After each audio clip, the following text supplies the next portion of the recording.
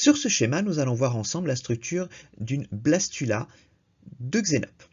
Alors, le stade blastula correspond à un stade particulier au moment du clivage. Donc le clivage, il s'agit du stade suivant la fécondation et où les cellules prolifèrent de manière souvent très rapide.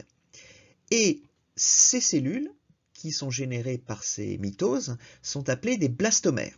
Et ces blastomères ne vont pas avoir la même taille selon leur localisation dans la blastula.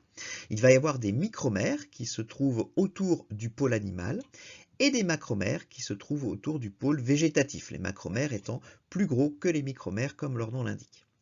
Et ces macromères sont plus gros car ils ont hérité du vitellus. Donc rappelez-vous que initialement il y avait un ovocyte hétérolécyte où le vitellus est réparti de manière inégale dans le cytoplasme de l'ovocyte avec beaucoup plus de vitellus du côté du pôle végétatif que du côté du pôle animal.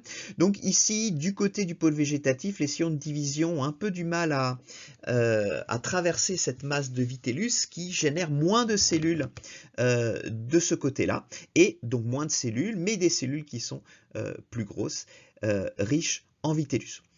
Ce sont des cellules qui vont donner naissance plus tard à l'endoderme.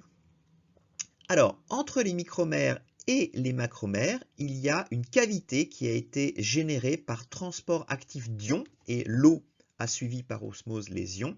Il s'agit du blastocèle.